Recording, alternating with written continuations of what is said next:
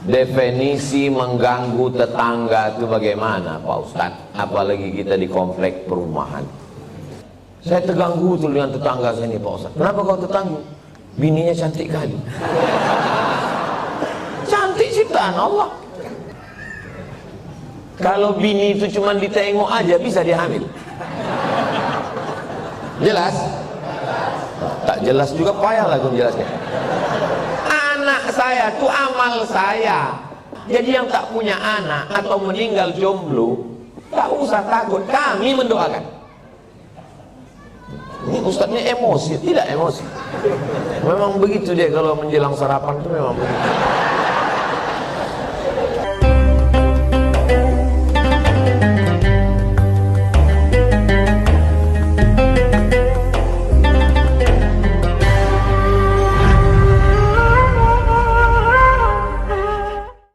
Apakah boleh saya tak datang atau datang macam mana? Karena sampai kapan uang korupsi itu berakhir? Karena kekayaan dia bangun rumah peta itu uang korupsi. Nah, saya tahu dalam agama sedikit belajar dari Ustaz juga dalam kaset uang korupsi itu kapan habisnya? Jadi kalau saya tak datang bagaimana hukum saya? Anak saya kontak. Assalamualaikum warahmatullahi wabarakatuh. Waalaikumsalam warahmatullahi wabarakatuh. Misalnya saya punya keponakan. Keponakan saya ini kerja PNS. Dan saya tahu dia membuat markup proyek korupsi. Tapi di balik korupsi itu dia punya gaji tetap sebagai ASN tiap bulan golongan 3B, gaji pokoknya 3 juta. Tak mungkin menurut hitungan duit dia punya rumah besar, punya mobil. Tapi 3 juta itu tetap halal. Maka macam mana solusinya? Idza jitama'al halal wal haram fahullibal haram. Kalau bercampur antara yang halal dengan yang haram, yang menang itu yang halal apa yang haram? Yang haram yang menang. Ini ada air 1 tong, dijilat oleh anjing. Lidah anjing itu mungkin setetes air, ini 1 tong, dibuang nih semua 1 tong ini. Fa'ahriku, kata Nabi, tumpahkan, dibasuh dengan 6 kali air suci biasa tambah 1 air tanah. Jadi kalau berjumpa yang halal dengan yang haram, yang menang bukan yang halal, kecuali air yang lebih dari 2 kula. Tapi yang menang adalah yang haram. Nah, macam mana saya mau datang ke rumah dia, mau minum teh, makan lontong sayur, ketupek gulai paku? Maka karena keponakan ini udah macam anak, saya kasih tahu sama dia, kau jangan kau kerjakan yang haram ini, karena kau nanti masuk neraka jahanam. Hidup ini sementara, mati kau nanti tinggal rumah besar nih, tinggal semua. Tapi rupanya dia degil, dilawannya pula saya. Maka pas acara anaknya nikah, diundangnya saya. Maka saya bilang, aku mau datang ke rumah kau kalau kau sediakan nasi bungkus yang kau beli dari gaji kau yang 3 juta. Kalau dari duit yang subuhat yang haram itu kau sediakan, aku tak datang. Kalaupun aku datang tapi jangan kau tersinggung, aku tak makan nanti. Kata dia, datanglah Wak. Dia manggil saya Wak. Kalau Wak tak datang, bagus, tak berkurang nasi aku, gitu. Menjaga diri dari makan yang haram hukumnya wajib. Atib mata'amak, jaga makananmu, takun mustajabat dakwah, doamu akan dikabulkan Allah. Kulu, makanlah min thayyibat, yang halal, yang baik, jangan makan dari yang haram. Kalau udah tahu orang riba, rentenir, lintah darat, jangan bertamu lagi ke rumahnya. Kalau diundangnya Pak Ustaz, datang, tapi jangan makan. Mana bisa? Bisa. Saya setiap diundang di bank konvensional, berapa bank konvensional di Pekanbaru nih undang saya, datang saya tausiah. Dikasihnya air putih, tak saya minum. Dikasihnya saya kue kotak, tak saya makan. Disuruhnya bawa balik, bawa ya Pak, saya bawa. Pas di lampu merah, saya kasih sama orang lampu merah. Dikasihnya duit, saya ambil. Kasih orang duit, saya ambil. Di rumah saya buatkan 1 kotak khusus, kotak duit haram. Bertumpuk duit-duit dari orang bank konvensional. Habis itu kata Syekh Yusuf Qardawi, bunga bank dalam fatwa mu'asirah tak boleh dimakan, dibagikan untuk masalih ammah, kepentingan umum. Apalagi ini udah dekat, tak lama lagi datang duit haram, datangan duit haram ini biasanya datang 5 tahun sekali. Serangan fajar namanya. Kira-kira nanti kalau datang itu jamaah An-Najah mengambil atau tidak?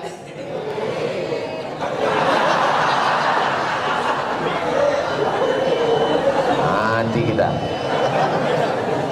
Saya dah yakin 100% orang An-Najah ini kalau ada yang membagi-bagi duit 50.000 tak akan mereka ambil. Mudah-mudahan Allah menjaga kita dari makan haram. Bedakan antara marah karena Allah atau marah karena ulah. Kalau marah karena Allah, apalagi saudara, anak kemanakan, tak akan sakit hati dia kalau kita bercakap, nasihat. Aku tetap datang.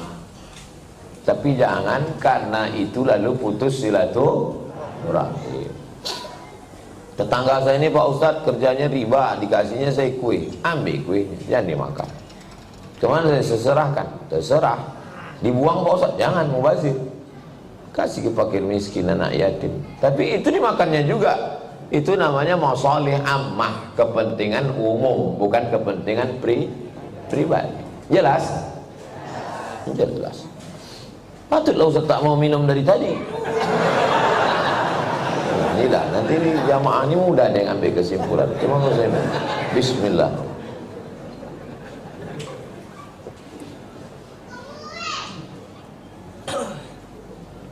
Saya dikasih tahu sama jamaah, Ustaz jangan sembarangan minum, nanti Ustaz kena racun. Tapi saya yakin di Masjid An-Najah ini tak ada yang meracun saya. Orang ini baik-baik. Awas kalau mati saya pulang dari sini. Ada ibu-ibu, nenek membawa cucu ke masjid, sedangkan cucunya itu meribut, dibiarkannya lari-lari, mengganggu konsentrasi kita sholat atau dengar ceramah. Saya balik ke Pekanbaru ini 2008, sekarang sudah 2025. Belum pernah sekalipun marah karena anak menjerit lari-lari, belum pernah sekalipun. Kenapa Ustaz tak pernah marah? Karena budak itulah nanti yang akan meramaikan masjid. Kalau kita marah ke budak-budak kecil, siapa yang akan sembahyang ke An-Najah ini nanti? Ada masjid itu kadang tak ada suara anak-anak, sepi, atuk-atuk semua. Patutlah tak ada ribut, batuk aja isinya. Cuman kadang kan tak semua emosinya bisa stabil macam Ustaz Somad. Makanya win-win solution, jalan tengah, macam yang dibuat di Masjid Agung An-Nur. Dulu Masjid Agung namanya, sekarang berubah Masjid Raya. Yang level provinsi Masjid Raya, yang level kabupaten kota Masjid Agung. Dulu Masjid Agung An-Nur itu, saya kan rutin jadwal di situ. Waktu tarawih, pulang saya tarawih, anak-anak saya tengok dibuat satu sop khusus di belakang. Heran saya, kenapa anak-anak ini tak meribut? Rupanya ada satu petugas pakai baju hijau, membawa rotan sebesar ini. Dia tak sholat, dia khusus mengawas. Pas saya jumpa, pas saya tengok gini, senyum dia. Ustaz, saya bilang, mau kau bantai anak-anak? Enggak Pak Ustaz, kalau saya pukul marahlah ayahnya. Jadi untuk nakut-nakuti aja. Bagus. Jadi nanti diangkat ada satu security khusus untuk anak-anak. Jangan anak diletakkan di celah. Letakkan celah. Pertama, anak ini memutus sop, kecuali anak saya. Anak saya tak memutus sop. Kenapa? Karena ujung senapan angin sudah dipotong. Karena di dalam itu ada najis. Yang kedua, kenapa anak ini diletak di samping? Anak ini belum mumayyiz. Macam mana cara membedakan udah mumayyiz sama belum? Kalau dia meribut, kita gini kan, itu udah mumayyiz. Tapi kalau dia meribut, kita gini kan, dibalasnya balik, kawa. Nah, tuh, jangan dibawa. 4 tahun ke bawah tak bisa. Dibawalah budak umur 3 tahun, diletakkan di celah samping kita. Begitu kita takbiratul ihram, Allahu Akbar, dia pun berjalan, berlari. Di samping ini ada atu-atu yang kacamatanya di bawah. Asal budak ni lalu, atu ni takut. Kata dia. Itu waktu salam tuh cuman sekali aja salam. Salam tuh ke kanan cuman. Assalamualaikum warahmatullah. Apa? Berkelayok di masjid. Kalau ada di perumahan ini 100 orang, yang ke masjid itu 50, sudah banyak kali itu. Yang 50 ini pun berkelahi pula lagi di masjid. Bertinju di masjid gara-gara budak berkelahi. Apa kata orang yang tak sembahyang? Untung kita tak ke masjid. Tolonglah kita jaga persatuan ini. Bisa dipahami? Jelas. Insyaallah kalau saya ceramah jelas. Kalau ada orang bilang Ustaz Somad itu tak jelas, telinga kau kokak.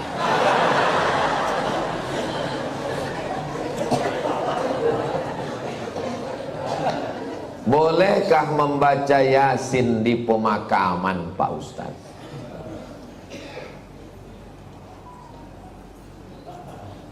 Kata Imam Nawawi, meninggal tahun 676. Nama kitabnya Riyadhus Shalihin min kalami Sayyidil Mursalin. Dia mengutip pendapat Imam Syafi'i. Wa qala Syafi'i, Imam Syafi'i berkata, wa in khatimul Qur'ana kullahu kana hasanan.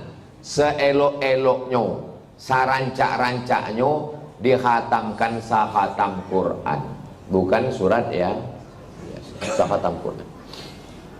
Saya tak bisa membacakan sakhatam Quran di makam emak saya karena makamnya di Sumatera Utara. Saya mau pergi, saya membaca di rumah. Di makam saya minta ada orang membacakan sekhatam di makam almarhumah emak saya, mengamalkan fatwa Imam Syafi'i. Yang seelok-eloknya dikhatamkan, dikubur itu sekhatam. Kalau tak sanggup sekhatam, maka bacalah hatinya Al-Quran. 30 juz 114 surat itu, mana hatinya? Wa qalbul Quran ya. Itulah mengapa kalau kita ziarah kubur membaca surat ya. Ada 3 hati.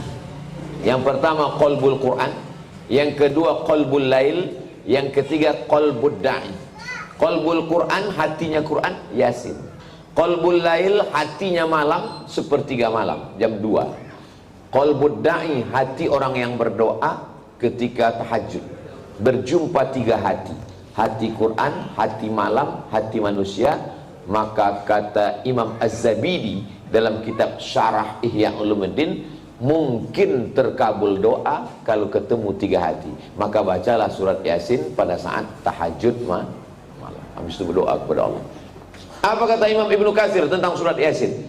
Ma quri'a fi amrin asirin illa yassarahullah. Kalau dibacakan kepada perkara yang sulit, yang susah, dimudahkan Allah.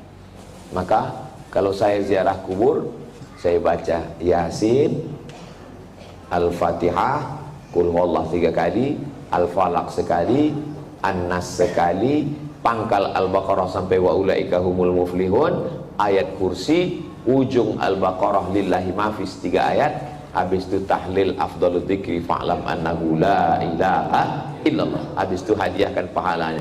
Ya Allah, sampaikanlah pahala bacaan nangku baco iko kepada almarhumah amak, almarhum ayah, atuk nenek, muslimin muslimat yang ada di makam ini. Allah maghfir lahum warhamhum sampai habis.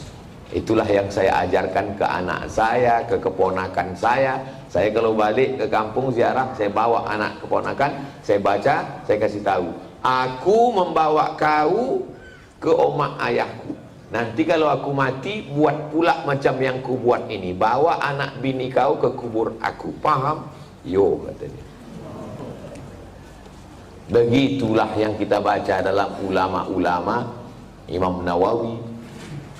Kalau ada orang di Pekanbaru ini yang tak percaya bahwa bacaan itu sampai pada orang mati, saya tak bisa membuktikan.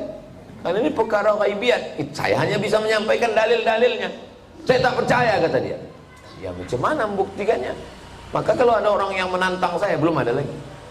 Saya tak percaya. Tolong nama kau lengkap sama nama ayah kau. Nanti kalau kau mati, ku kirim. Kalau tak sampai, cepat kasih kabar. Ini kan masalah gaib. Kalau masalah gaib ini yang ditengok adalah dalil. Ana Rizki, khirijin min Ma'had Nuril Hidayah Bengkalis. Sa'usallimukum ya Ustaz. Kaifa ra'yukum law nastamir ad-dirasah al-aliyah lakim lan najid ridha min walidina. Nama saya Rizki. Khirijin jamak, mufrad khirijun. Saya alumni dari Ma'had Nuril Hidayah Bengkalis. Sa'as'alukum, saya mau bertanya ke Ustaz. Kaifa ra'yukum law nastamir dirasah, nuwasil ad-dirasah. Laisa nastamir, nuwasil ad-dirasah. Bagaimana pendapat Ustaz kalau kita mau melanjutkan ke perguruan tinggi tapi orang tua tak setuju? Mau melanjutkan perguruan tinggi fil kharijid daulah, mau keluar negeri, tapi emak dia tak setuju. Saya ini adik-beradik dua. Saya anak pertama, adik saya berdua cuman. Laki-laki dua-duanya. Tak banyak anak emak saya. Jadi waktu saya lulus mau ke Mesir, berat dia mau lepas saya. Aku anakku dua, tak ada anak betino. Semana nanti aku dah tua. Datang uak saya, abang mak saya, menasehati dia. Harimau mati meninggalkan belang, gajah mati meninggalkan gading, manusia mati meninggalkan hutang. Harimau mati meninggalkan belang, gajah mati meninggalkan gading, manusia mati meninggalkan nama. Kalau kau tahan somat ini di celah ketiak, beginilah cuman dia. Tapi kalau kau lepaskan diri belajar, jadi orang dia, mengajar dia, mengalir pahalanya sampai hari kiamat. Betul cakap puasa itu.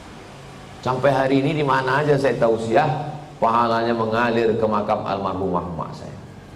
Maka ibu-ibu yang sayang ke anak, bukan kalian siapkan anak dalam kelambu, bukan kalian suapi, lepaskan dia sejauh mata memandang. 4 tahun aku tak balik. Kenapa tak balik? Ongkos mahal. Sampai terpikir juga di kepala, jangan-jangan aku anak angkat, anak adopsi, balik. Sampai akhirnya 2017 saya daftar S3 ke Sudan. Waktu itu umur mak saya sudah 70 tahun. Saya suruh Muhammadiyah. Saya bilang, mak, saya mau mencoba dia, kuat tak dia. Mak sekarang umur 70, di rumah ini sendiri. Aku mau S3 ke Sudan. Nanti kalau S3 ini 2 tahun aku di Sudan tak balik-balik. Apa kata dia? Pergi kau ke Sudan sampai doktor baru kau balik. Kalau aku mati, matilah, yang penting mengalir pahalanya. 70 tahun umur mak saya. Sampaikan video ini ke mak kau. Kalau tak mau juga dia nerima, tahu mak apa itu. Ibu kalau sayang sama anak, lepaskan dia sejauh mata mandang. Nanti dia akan balik pulang. Setelah saya punya anak, baru saya tanya, mak, berat rupanya berpisah sama anak. Oh iya. Macam mana mak dulu bisa berpisah sama aku 4 tahun? Asal udah dekat bulan puasa, air raya, ku carilah budak-budak yang hitam macam kau. Ku bolikan baju, ku undang ke rumah, ku kasih makan. Hilang rinduku ke kau. Begitu rupanya cara dia. Kadang-kadang sedang mencuci di dapur, ku dengar suara kau main bau. Oh mak, bukan tanggung melepaskan anak itu. Sedang mencuci, didengarnya suara saya itu memanggil. Jadi ibu, lepaskanlah anak sejauh mata-mata. Biarkan dia belajar jauh. Nanti dia akan balik berbakti kepada ibu, insya Allah. Disenangkannya hati ibu. Dan kalian yang kuliah juga cita-cita tak usah banyak-banyak. Cita-cita satu aja, untuk menyenangkan orang tua. Saya dulu tak tahu mau jadi apa. Tak terpikir saya akan tabligh akbar, tak ada. Yang saya fokus adalah aku mesti kuliah S1, S2, S3 nanti kalau sudah dapat ku ijazah 3, ku bawa ijazah ini ke Malaysia, aku mau jadi dosen, sesudah aku dapat duit akan ku senangkan oma ayah. Itu cuma, tak banyak, tak lain. Maka tak pernah saya berdoa lebih, karena semua yang dikasih Allah lebih dari yang saya minta. Saya minta cuma S1, S2, S3, dikasihnya saya profesor. Saya cuma mau minta jadi dosen di Malaysia, sekarang di mana aja saya bisa mengajar. Diminta di Universitas Sabah, diminta di Universitas Malaysia, saya bilang, rektor, saya tak sanggup untuk mengajar per semester, saya mesti keliling. Saya datang 6 bulan sekali ya, 6 bulan sekali pun jadilah Pak Ustaz. Jadi setiap 6 bulan sekali saya datang kuliah. Bahagiakan orang tuamu, lepaskan anakmu wahai bapak ibu. Sejauh mata memandang di hari petang dia akan pulang, dia tahu di mana letak sarang. Mati kalian mengalir amal jariahnya insyaallah. Walaupun nampaknya jawaban ini untuk emak ayah dia, tapi video ini ditonton oleh ayah-ayah, emak-emak yang akan melepas anak. Karena pulang kami dari sini nanti, kami akan melepas 50 anak Riau yang akan berangkat ke Al-Azhar Kairo, Mesir. Seminggu yang lalu saya di Makassar melepas 50 anak Makassar yang akan berangkat ke Mesir. Orang tuanya saya nasihati, anak-anaknya juga saya nasihati, supaya orang tua melepas anak. Karena kalau kita tahan anak kita ini, siapa yang akan melanjutkan dakwah ini? Saya tak mau anak saya sekolah agama, nanti kurus macam Ustaz Somad. Saya ini kurus bukan tak makan. Kalau ada pejabat-pejabat itu dapat ikan yang paling mahal, namanya ikan Napoleon, 1 juta harga ikan. Ada bupati, ada kapolres, ada dandim, ada kepala dinas. Yang pertama kali menyuap ikan 1 juta itu siapa? Abdul Somad. Apa kata orang itu? Silakan Pak Ustaz. Dikasihlah ketam kepiting sebesar piring besar, disingkel. Bupati tak berani makan, tentara gagah dan dim tak berani makan ketam. Polisi berseragam berpistol tak berani makan ketam. Tak kalian makan Pak, kolesterol Pak Ustaz. Saya makan ketam tuh habis, hidup saya sampai sekarang. Berani Ustaz makan, baca doanya Pak. Apa doanya? Bismillahilladzi la yadurru ma'asmihi syai'un fil ardi wala fis sama. Ku sebut nama Allah, tak ada yang bisa memudaratkan baik di bumi maupun di langit. Nanti kalau saya sakit Pak Ustaz, aku tak tanggung jawab.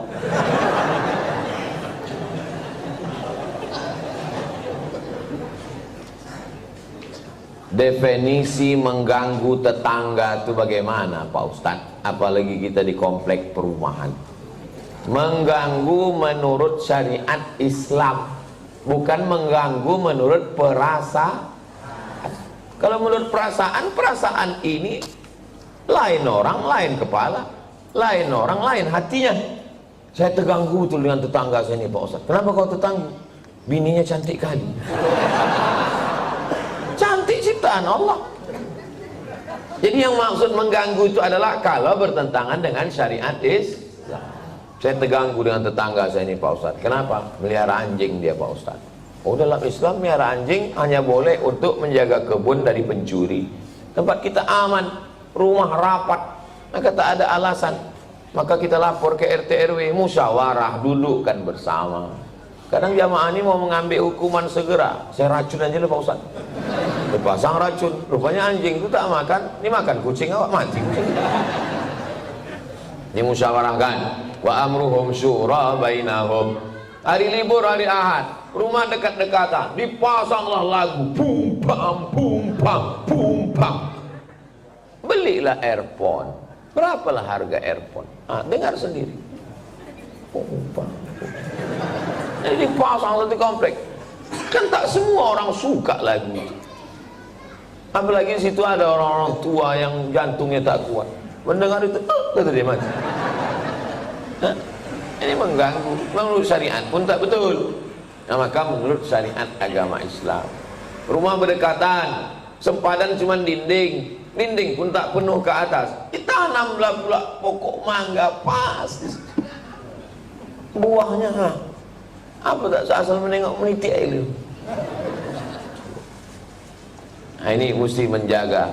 Maka kata Nabi, idza tabakhta, kalau kau memasak, fa'aksir ma'aha, banyakkan kuahnya. Pesan Nabi ke tetangga, kalau kau masak banyakkan kuahnya. Untuk apa? Berbagi ke tetangga, menyambung tali silaturahim. Kata almarhumah mak saya dulu, kalau tak menjulur labu, tak menjulur kundur. Ini pokok labu, ini pokok kundur, sama-sama ditanam. Menjulur itu maksudnya keluar pucuknya. Keluar pucuk labu, keluarlah pucuk kundur. Kalau tak keluar pucuk labu, tak keluar pucuk kundur. Apa maksudnya? Kalau tak kedatang makanan kita, tak datang pula makanan orang. Halus pepatah orang, bagikan makan. Kata Nabi kuah, tapi jangan pula gara-gara ceramah nih kuah aja. Dulu sebelum Ustaz datang berbagi ayam kami, sesudah Ustaz kuah aja lagi. Gara-gara Ustaz Soman. Nah, tahadu tahabu, saling berbagi hadiahlah kamu, maka kamu akan berkasih sayang. Malam Jumat jumpa wirid Yasin. Dulu begitu orang jumpa, sekarang udah tak ada lagi jumpa. Jumpa pun di acara pesta nikah walimah udah tak bisa bertanya lagi. Dulu kau tanya, siapa menantu kau ni? Macam-macam mirip. Ini anak Pak Fulan. Oh, dah kek mana juga, mau balancik-lancian nih rumahnya Jawa. Sekarang tak bisa lagi ngobrol. Pas ditanya, itu anak siapa? Apa? Anak siapa? Oh, suara musik. Bum bam, bum bam, bum bam. Tak ada lagi silaturahim. Pas ditanya, itu menantu kau? Apa? Tak ada lagi silaturahim. La salam wala kalam. Alhamdulillah, Masjid An-Najah ini tempat kita bersilaturahim. Datang ke masjid, buat wirid Yasin malam Jumat, baca Yasin habis maghrib, habis itu habis isya acara makan bersama. Tak ada duit, kumpul iuran. Di Malaysia itu setiap masjid itu ada dapurnya. Saya perhatikan, setiap masjid ada dapurnya, ada dandang besar dan bisa masak. Tidak usah masak yang repot-repot, masak nasi minyak, nasi mandi. Karena ayam nyembur satu situ kumpul makan bersama. Di Malaysia itu ceramahnya tak terlalu banyak. Ceramah sedikit aja, makan yang lama. Tempat kita ceramahnya panjang. Habis selesai keluar lami kecil-kecil. Di tempat lain. Kalau di An-Najah ini tak tahu kita. Kita tengoklah. Saya menikah dengan seorang duda. Sudah 10 tahun pernikahan ini saya belum punya anak. Saya mempunyai anak sambung, anak sambung. Saya menyayangi dan mencintai seperti anak kandung saya. Anak sambung saya selalu meminta doa dan ridho dari saya. Apakah doa saya akan diijabah? Karena saya bukan ibu kandungnya. Dan jika saya meninggal nanti, saya tak ditakdirkan untuk punya anak. Apakah doa anak sambung saya nanti sampai ke saya, Pak Ustaz? Yang pertama, ibu sama anak kandung tuh sama anak sambung ini sampai mati tak bisa menikah. Karena menjadi mahram mu'abbad namanya. Mahram mu'abbad menjadi mahram kekal selama-lamanya. Karena sudah menjadi menikah sama ayahnya. Itu yang pertama. Yang kedua, wudhu tak batal dalam mazhab Syafi'i. Yang ketiga, seandainya saya lewat di kuburan di depan Hotel Mutiara Merdeka dekat Leton, saya mau pergi nih, lewat kuburan itu saya baca doa, Assalamualaikum ya ala diyar minal mu'minin wa inna insyaallah bikum lahiqun yarhamullahu mustaqdimina wal mustakhirin nas'alullah wa nakumul afiyah Allahumma fir lahum warhamhum. Doa saya sampai apa tak sampai? Doa saya sampai apa tak sampai? Sampai. Padahal saya tak kenal sama orang itu. Sampai doa. Apalagi anak sambung. Kenapa ragu doa tak sampai? Oh, jadi doa sampai Pak Ustaz? Sampai. Lalu apa makna dalam hadis itu? Waladun solihun. Maksudnya amal saya kepada orang mati itu sampai. Bukan tak sampai. Amal kita ini semua kepada orang mati sampai. Kalau tak sampai amal kita kepada orang mati, tak ada sholat jenazah. Sholat jenazah itu amal orang hidup apa orang mati? Orang hidup untuk orang mati. Jadi kalau ada orang mengatakan amal orang hidup tak sampai kepada orang mati. Nanti pas dia mati, jangan sembahyang kan? Bisik kan, kau dulu bilang tak sampai kan? Tak sampai kau. Amal orang hidup ini sampai ke orang mati. Terus Pak Ustadz itu katanya anak yang soleh. Masih fokus nih, masih fokus. Ini Abdul Somad. Abdul Somad ini kalau mati amalnya kan putus semua kan? Putus kan? Masih bisa dia ceramah? Putus. Masih bisa dia sholat sunat Isra? Tapi ada 3 amalnya yang dulu tak putus. Yang pertama, shadaqatun jariyah. Disumbangkannya 2 sak semen ke Masjid An-Najah. Putus atau tak putus? Tak putus. Karena setiap hari orang sholat mengalir ke dia. Itu kan amal dia dulu. Yang kedua, ilmun yuntafa'u bih. Ceramah dia di Masjid An-Najah. Ceramahnya itu dulu atau sekarang? Dulu. Habis mati tetap mengalir, diamalkan oleh jamaah. Yang ketiga, anaknya. Anaknya itu kan amal dia itu. Yang ketiga, inilah orang bingung. Anaknya kok amal dia, Pak Ustadz? Kalau bini itu cuma ditengok aja bisa dia hamil. Jelas? Tak jelas juga payah lah aku menjelaskan. Anak saya tuh amal saya. Amal saya. Jadi hadis itu bukan bercerita hanya doa anak saja yang sampai. Hadis itu mau menceritakan amal-amal dulu tetap mengalir sesudah salah satunya anak. Jadi yang tak punya anak atau meninggal jomblo tak usah takut, kami mendoakan. Ini Ustadz ini emosi, tidak emosi. Memang begitu dia kalau menjelang sarapan tuh memang begitu.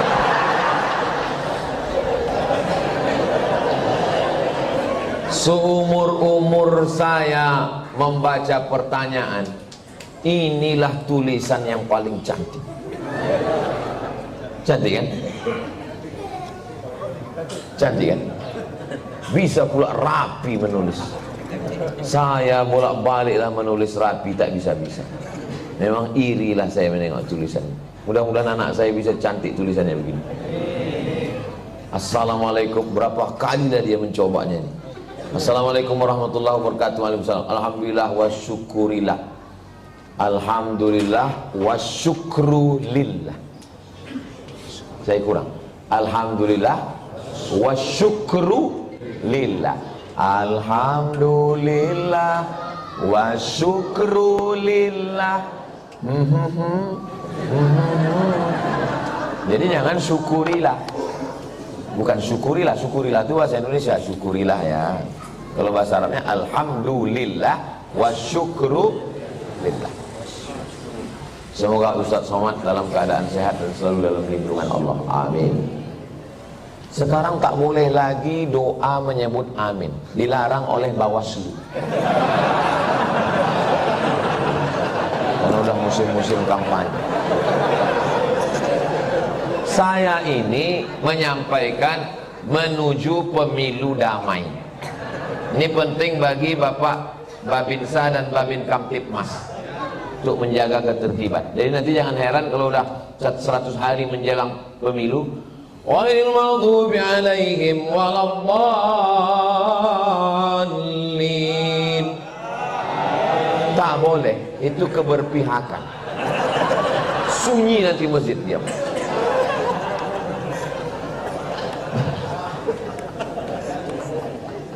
Saya mau bertanya Pak Ustadz, kiat-kiat agar ikhlas menerima ketetapan takdir Allah dan tetap berprasangka baik kepada Allah. Mohon doanya Ustadz untuk seluruh istri pejuang garis 2. Pejuang garis 2 itu maksudnya yang belum hamil. Kalau udah dipakainya tes spek itu kan 2. Ini penjelasan bagi yang belum berbini. Yang udah berbini pun tak paham juga. Bagaimana cara kita biar supaya rela menerima takdir Allah? Saya kalau datang bertamu ke rumah jamaah, Assalamualaikum Pak. Waalaikumsalam. Ustadz Somad, tolong doakan mak saya Pak Ustadz. Maknya di mana Pak? maknya di dapur, duduklah mak tuh di kursi. Berapa umur mak? 80. Belum bisa saya menerima, karena mak saya meninggal umur 70. Dalam hati saya tetap, kok hidup mak dia, kok mati mak aku? Kok tak sempat makku ku bawa jalan-jalan ke Brunei, ke Malaysia? Kok tak sempat ku senangkan dia? Tak bisa hati saya menerima. Macam mana saya mau menceramahi jamaah? Marilah kita sabar menerima takdir Allah. Saya aja tak sabar. Tapi cara Allah menghibur saya, habis saya tausiah datang ibu-ibu. Ustaz, tolong doakan keponakan saya. Keponakan ibu ini kenapa? Ayahnya meninggal, emaknya meninggal, dia hidup sebatang kara. Anak SD kelas 2. Oh, aku sempat aku serumah 11 tahun sama emakku. Dari 2008 ke 2019. Ini budak nih kelas 2 SD sebatang kara. Ternyata yang membuat kita bisa sabar itu adalah ketika membandingkan dengan orang lain. Begitu cara Allah mengajar saya. Ayat tak mempan, hadis tak mempan. Kenapa tak? Saya yang berceramah, saya yang nyuruh orang sabar. Tak bisa saya terima. Tapi begitu dijumpakan Allah, oh rupanya. Maka diantaranya yang membuat kita kuat ini adalah dengan memperbanyak bercerita dengan orang. Kita ini kalau banyak bercerita, ngobrol dengan orang, itu menyadari betapa besarnya nikmat Allah kepada kita. Aku pula bisa begini-begini, kawan ini tak sempat berbakti, jumpa pun tak sempat. Yang kedua, bagaimana caranya? Caranya adalah menguatkan dalam hati bahwa innallaha katabal maqadir, Allah sudah menuliskan takdir 50 alfasana, 50.000 tahun qabla an yakhluqas samawati wal ard. Sebelum Allah menciptakan langit dan bumi, Allah sudah menuliskan takdirku 50.000 tahun sebelum Allah menciptakan langit dan sengaja dihunjamkan terus ke kepala. Abdul Somad, Allah sudah menuliskan 50.000 tahun sebelum menciptakan langit dan bumi bahwa kau sama emak kau itu cuma sampai 2019. Lebih dari itu bukan kuasa kau. Asal terlintas itu terus. Otak itu dihunjamkan dengan hadis itu. Yang ketiga, membuat sesuatu yang terus mengalir. Sedekah untuk santri, untuk Palestina. Asal teringat, baca Al-Fatihah. Teringat macam-macam, baca Al-Fatihah. Malam Jumat, baca Al-Kahfi, baca Yasin. Hadiahkan pahalanya.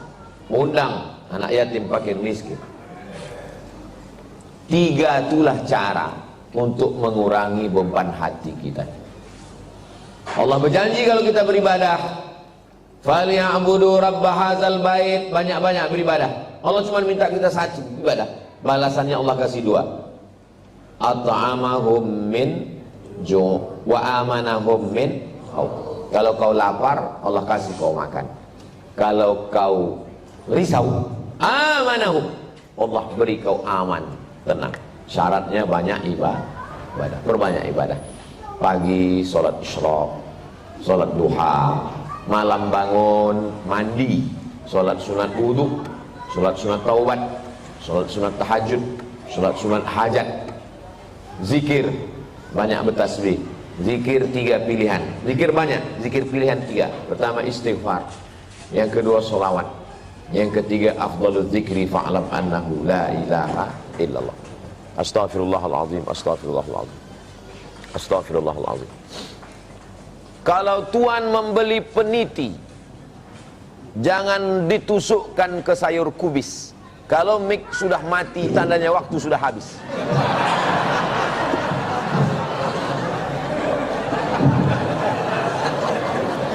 Kalau tuan membeli peniti, jangan dicucukkan ke sayur kubis.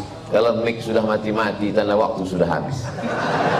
Di akhir majelis mari kita sama berdoa kepada Allah supaya Allah menjadikan hati kita ini ridha menerima takdir Allah Subhanahu wa taala. Tapi usaha tak pernah berhenti. Yang belum berjodoh terus berusaha, mudah-mudahan dapat jodohnya. Yang belum garis 2 terus berusaha, makan toge, makan kacang-kacang, makan sayur, berdoa. Nabi Ibrahim alaihissalam baru lahir anak Ismail umur 86 tahun. 86 tahun baru dapat anak Ismail. Istrinya yang diponis mandul namanya Sarah, rupanya mengandung setelah Ismail umur 13 tahun. Waktu itu umur Nabi Ibrahim 99 tahun. Akhirnya punya anak. Waktu anak itu lahir, tersenyum Nabi Ibrahim. Karena udah diponis orang istrinya mandul takkan punya anak, senyum dia.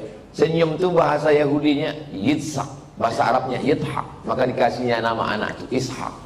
Ishak itu artinya tersenyum bahagia. Saking kan lucunya cara Allah ingin menguji seorang hamba. Tak ada yang sulit. Innama amruhu iza arada syai'an ayaqula lahu kun. Tak ada yang sulit bagi Allah.